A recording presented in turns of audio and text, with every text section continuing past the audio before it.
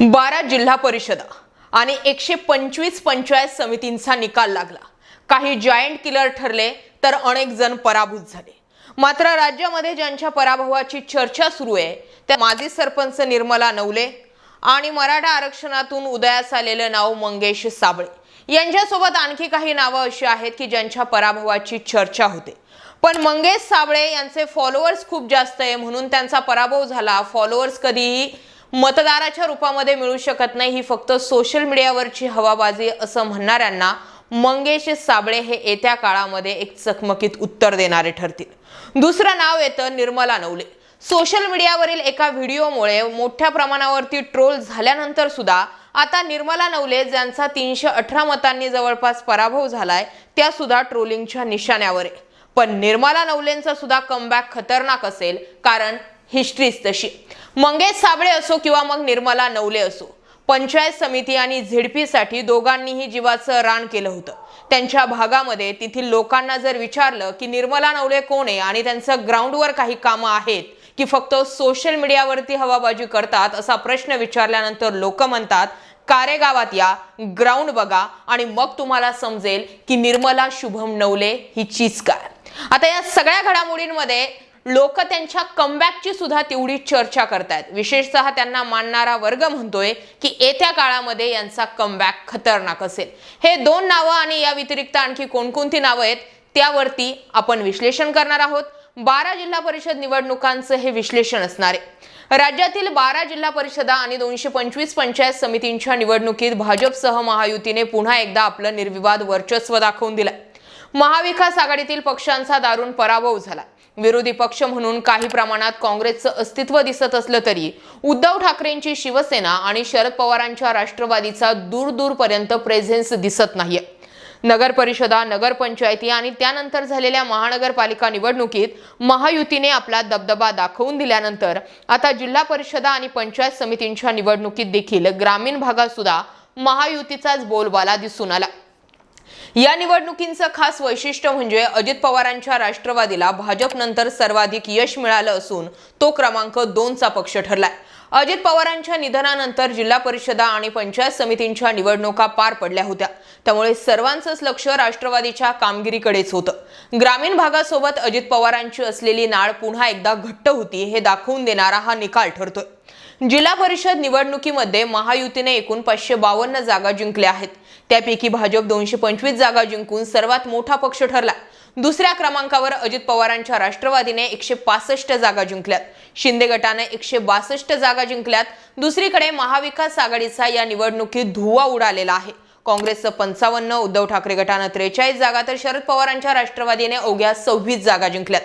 पंचायत समितींच्या निवडणुकीत देखील भाजप सर्वात मोठा पक्ष ठरला असून त्यांनी 459 जागा जिंकल्यात। अजित पवारांच्या राष्ट्रवादीने 306 जागा तर शिंदे गटाने 302 जागा जिंकल्यात। दुसरीकडे महाविकास आघाडीत काँग्रेसने 97 जागा, उद्धव ठाकरे गटाने 89 तर राष्ट्रवादीने 46 जागा जिंकल्यात। थोडक्यात दिल्ली असू द्या, महाराष्ट्र असू द्या किंवा मग अगदी महानगरपालिका, नगर परिषदा, झेडपी, पंचायत समिती, कोणत्याही निवडणुका असल्या तरी गुलाल महायुतीतच उधळणार हे आता स्पष्ट झालंय। या निवडणुकीत सर्वात लक्षवेधी बाब ठरली ती म्हणजे अजित पवार गटाची मुसंडी। पुणे आणि पश्चिम महाराष्ट्रात अजित पवार गटानं मोठं यश मिळवलंय। विशेषतः पुणे जिल्हा परिषदेत राष्ट्रवादीने 51 जागा जिंकून एक हाती सत्ता मिळवली।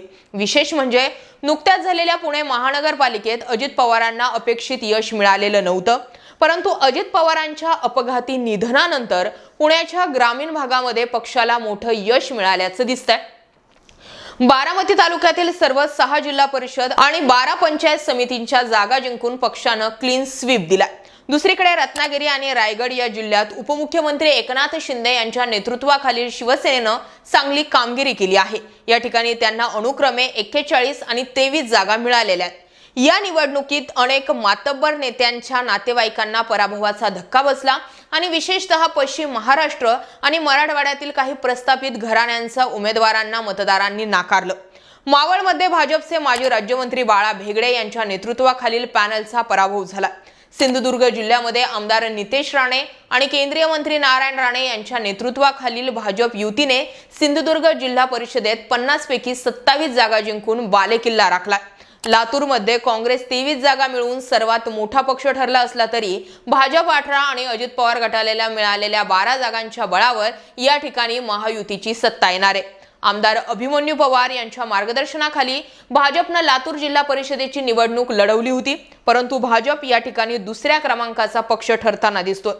तिसरीकडे विचार केला तर कोल्हापुरामध्ये अजित पवार गटाने आपली ताकद दाखवून तब्बल 20 जागा जिंकल्या। या ठिकाणी भाजपला 12 जागा मिळाल्या असून काँग्रेसला 14 जागा मिळाल्या। सांगलीमध्ये शरद पवार गट 18 जागा मिळवून सर्वात मोठा पक्ष ठरला। या ठिकाणी भाजपला 16, काँग्रेसला 11 जागा मिळाल्या। या ठिकाणी महाविकास आघाडीची सत्ता येणार आहे। सोलापुरामध्ये भाजपने 68 जागांपैकी तब्बल 38 जागा मिळवून एक हाती सत्ता मिळवली। या ठिकाणी 11 जागा मिळवून अजित पवार गट दुसऱ्या क्रमांकावरती राहिला। आता या सर्व झाल्या प्रमुख जिल्ह्यातील हाय व्होल्टेज लढती, परंतु मंडळी सोशल मीडियावर लाखोंच्या घरामध्ये फॉलोअर्स असलेले असे काही नाम आहेत, असे काही चेहरे देखील या निवडणुकीमध्ये अक्षरशः पराभूत झालेले दिसून आले। सोशल मीडियावर आपले आंदोलन, भाषण आणि आपल्या रिच लाईफस्टाईलमुळे प्रसिद्ध असलेल्या अनेक चेहऱ्यांना या ठिकाणी पराभवाचा धक्का सहन करावा लागल्यानं सोशल मीडियातलं जग किती वेगळं असतं किंवा किती ओंगाळवानं असतं अशा पद्धतीच्या चर्चा सुरू झाल्यात। आता यामध्ये प्रामुख्याने पहिलं नाव आलंय कारेगावच्या माजी सरपंच निर्मला नवले यांचं। शिरूर पंचायत समितीच्या कारेगाव काणूर मेसाई गणातून भाजपच्या मनीषा सतीश पाचंगे यांनी 300 मतांनी त्यांचा पराभव केला। एकंदरीत जर बघितलं तर निर्मला नवले यांचे अनेक व्हिडिओज जे होते ते व्हायरल झालेले होते। या व्हिडिओच्या माध्यमातून घराघरामध्ये निर्मला नवले या पोहोचलेल्या। अजित पवार गटाकडून त्यांना उमेदवारी मिळाली होती, परंतु त्यांचा पराभव झाल्यानं सोशल मीडियामध्ये ही बातमी मोठ्या प्रमाणावर ट्रेंडिंग होती।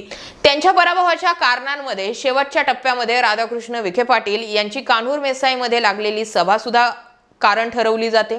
तसं जर बघितलं तर निर्मला नवले यांनी टफ फाईट दिली होती। कारेगावमध्ये ग्राउंड वरती त्यांचं काम होतं। गेल्या 2 ते 4 महिन्यांपासून त्या आपल्या पंचायत समिती गणामध्ये उतरून काम करत होत्या, मात्र अपेक्षित असं यश मिळालं नाही म्हणून त्या ट्रोलही होत आहेत। पण या ट्रोलिंग पेक्षा सुद्धा कारेगावची लोक म्हणतायत की आता तुम्ही फक्त पहाच निर्मला नवले यांचा कमबॅक किती खतरनाक असणार आहे। त्यामुळे त्यांच्याबाबत वेगवेगळी मतमतांतर दिसून आलेली आहे। दुसरीकडे भर सभेमध्ये नरेंद्र मोदींना वटाणा आणि देवेंद्र फडणवीसांना फुटाणा म्हणणाऱ्या शरद पवार गटाच्या सक्षना सलगर यांचाही दारुण पराभव झालाय। उस्मानाबाद जिल्ह्यातील तेर जिल्हा परिषद गटातून सक्षना सलगर यांचा भाजपच्या अर्चना पाटील यांनी पराभव केला। सुप्रिया सुळे यांच्या निकटवर्तीय आणि आक्रमक नेत्या म्हणून सक्षना सलगर प्रसिद्ध आहेत, परंतु भर सभेत मोठ्या नेत्यांवरती कमरेखालची टीका केल्यानं त्या देखील सोशल मीडियावरती मोठ्या प्रमाणावरती त्या काळी ट्रोल झाल्या होत्या। त्याच सभेत खुद्द अजित पवार यांनी देखील सक्षना यांना खडेबोल सुनावत बोलताना जरी तारतम्य बाळगण्याचा सल्ला देत कान उघडणी सुद्धा केली होती। सोशल मीडियावरती अत्यंत कठोर शब्दांमध्ये विरोधकांवर टीका करत असलेल्या सक्षना सलगर यांचा सुद्धा या झेडपीमध्ये पराभव झालाय आणि त्यांचे सुद्धा चांगले फॉलोअर सोशल मीडियावरती आहे। तिसरं नाव चर्चेत आलं मराठा आरक्षणात स्वतःची कार पेटवून देणारे माजी सरपंच मंगेश साबळे। हे देखील सर्वांना परिचित आहे। आपल्या अनोख्या आंदोलनांनी ते सर्वांचे लक्ष वेधून घेत असले तरी गावकीच्या निवडणुकीत त्यांचाही मोठा पराभव झाला। छत्रपती संभाजीनगर जिल्ह्यातील वडोद बाजार जिल्हा परिषद गटातून साबळे यांचा भाजपच्या गोपाल वाघ यांनी 1150 मतांनी पराभव केलाय। साबळे हे मराठा आरक्षण आंदोलनापासून मोठ्या प्रमाणावर चर्चेत आले। याशिवाय आपल्या हटके आंदोलनांमुळे ते महाराष्ट्राच्या कानाकोपऱ्यात पोहोचलेत। या सर्व रील स्टारच्या पराभवातून एक गोष्ट मात्र लक्षात येते की आंदोलनातील किंवा सोशल मीडियावरील प्रसिद्धी आणि प्रत्यक्षातील राजकारण यामधील समीकरण तफावत घेणारी आहेत। आपण सोशल मीडियात कसे आहोत यापेक्षा आपण प्रत्यक्ष आयुष्यात लोकांच्या किती जवळ आहोत हे दिसून येतं। पण हे सगळं जरी घडत असलं तरी निर्मला नवले असू द्यात किंवा मग मंगेश साबळे असू द्यात, मंगेश साबळेंनी तर विधानसभा, लोकसभा, झेडपी सगळ्या निवडणुका लढवल्यात आणि 1000 मतांवरती येऊन ते थांबलेत। याचा अर्थ असा नाहीये की मंगेश साबळे संपून जाईल। मंगेश साबळे ही व्यक्ती अशी आहे की भल्या भल्या आमदार खासदारांना सुद्धा घाम फोडतात। आता यावेळी 1000 मतांनी पराभव हुकला असला तरी मंगेश साबळेंचा सुद्धा पुढचा कमबॅक हा खतरनाक असेल हे विसरू नका। कारण एक आंदोलनातील व्यक्ती एखाद्या पक्षाचं तिकीट घेऊन मैदानात उतरलाय याचा अर्थ रीच वाढलाय। निर्मला नवले कारेगावात चलती शेवटच्या काही समीकरणं, परस्पर विरोधी उमेदवारांचा झालेला प्रचार, अजित पवारांचं निधन आणि यामुळे काही प्रमाणावरती प्रचाराला बसलेला फटका, यामुळे निर्मला नवले यांचा पराभव झाला असू द्या। नाहीतर यथाकदाचित लोक असंही म्हणतात की कारेगावामध्ये निर्मला शुभम नवले यांचं काम बोलतं। असो, आता या सगळ्या घडामोडींकडे तुम्ही कसं पाहता कमेंट सेक्शन मध्ये व्यक्त व्हा. अशाच माहितीपूर्ण व्हिडिओसाठी आपल्या चॅनल आवर्जून सबस्क्राईब करा. जय महाराष्ट्र.